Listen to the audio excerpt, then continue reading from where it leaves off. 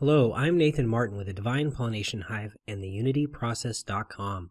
In today's video, I'm going to be discussing what is the purpose of our feelings. I've already talked about this a little bit when I talked about the order of reality generation, as well as how we need to find our reason for acting and how our feelings kind of act as the generative principle. When we feel something, when we're very passionate about something, then we can generate our reality.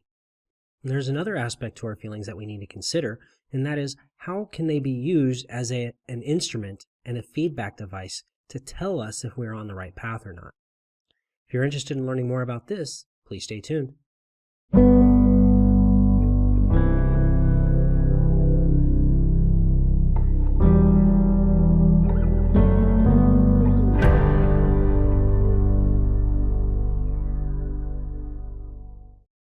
The order of reality generation goes thus.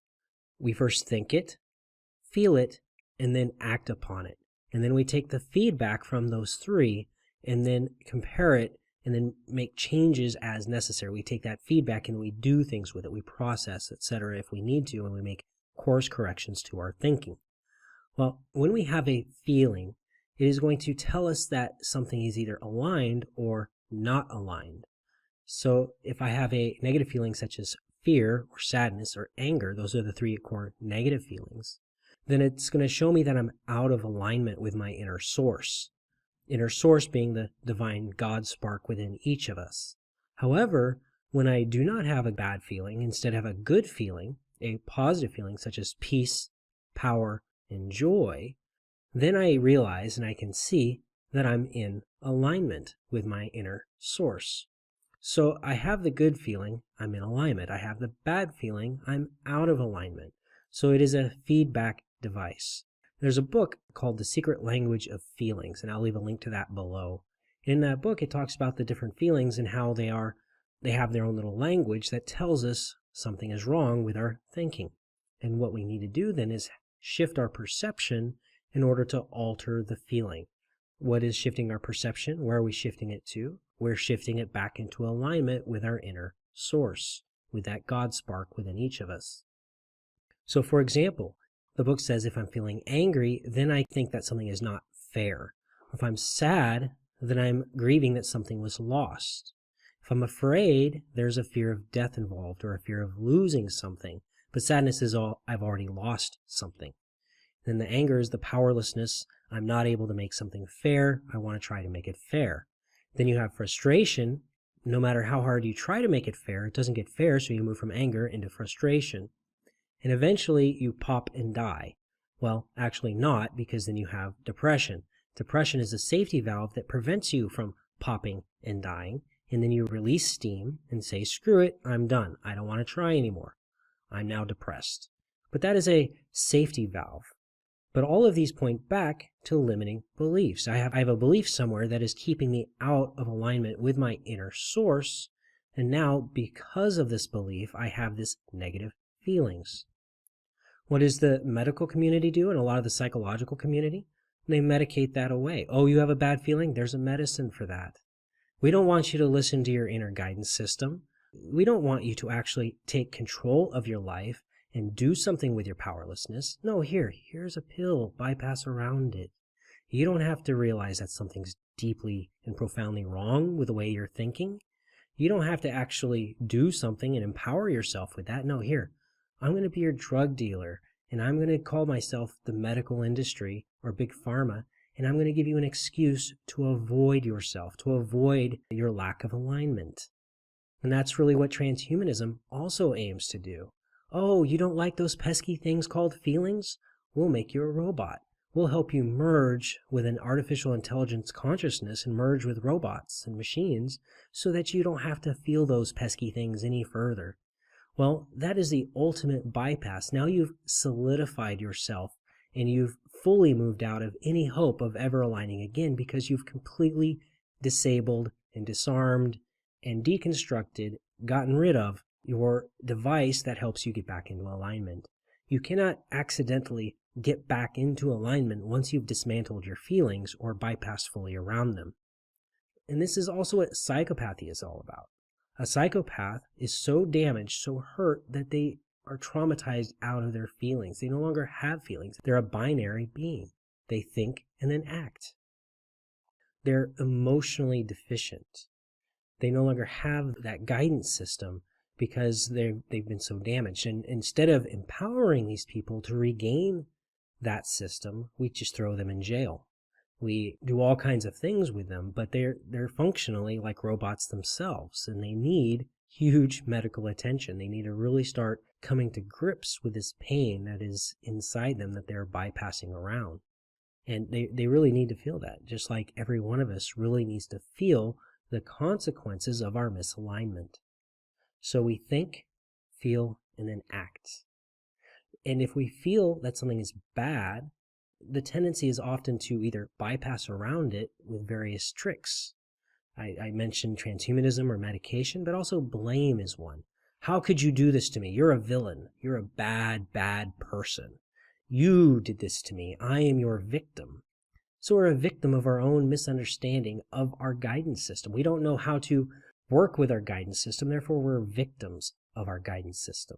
And then anytime we feel something, we think it's somebody else that did that to us. But if our thinking and feeling are connected, and our thoughts are merely the cause, and our feelings are an effect, like a speedometer is an effect, or a gas gauge on your car is an effect, then those things are telling you that something is wrong. And so we can choose to blame the road for the speed we're going. We can choose to blame the distance or whatever for running out of gas. But really that is all on us because we were ignoring the feedback. We were not paying attention to what we should be paying attention to when it comes to the feedback device. The feedback being our feelings. So blame is another workaround so that we get to pretend that it's not our fault, that we're not conscious creators of our lives, and that we are merely an effect of our environment and also how we were born. But this is actually not the case. We are not an effect, we are cause, but we just don't behave as if we are cause. We can reclaim that power by listening to our feelings. When we feel a negative feeling, we can try to deconstruct that negative feeling. Why am I feeling this way? What thought is responsible? How am I misaligned in this moment?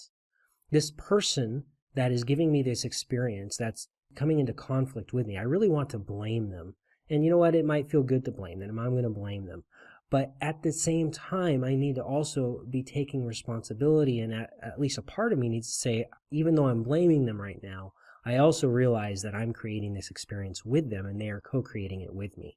And I have an angle to this. They are demonstrating one of my limiting beliefs to me. They're acting as my mirror, reflecting back to me who I am. Who I am is comprised of my thoughts and how I think. It is my state of being. I need to deconstruct and then reconstruct better thoughts, more aligned thoughts. The whole purpose is to get back into alignment, and then I will feel nothing but good things. Osho talked about how there's a difference between pain and suffering. If I suffer, that is because I'm not listening to my pain. So if my parents tell me, do not touch the hot stove, and I touch the hot stove, and then I feel pain, and then I don't listen to my pain, and I keep my hand on the stove, I'm going to move from feeling pain to suffering.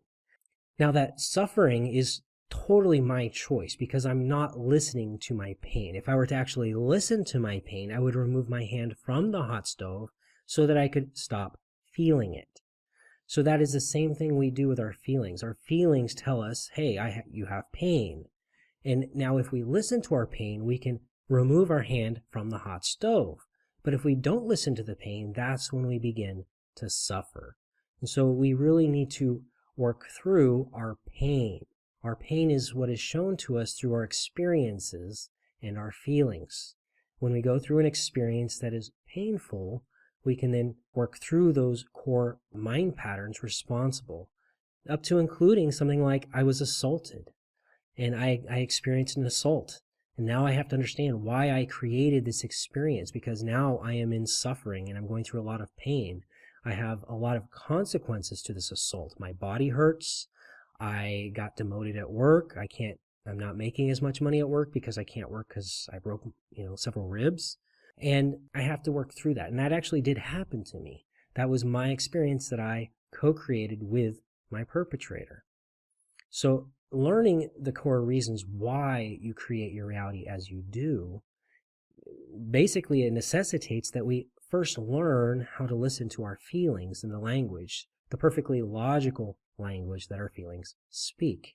If we don't know how to read the display, we don't know how to look at the output that is being shown to us, then we can't actually listen to it. And if we just keep trying to find reasons why we can escape our feelings, then we're never really going to get anywhere.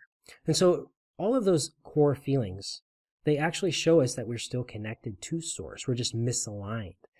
We really need to worry when we stop having feelings.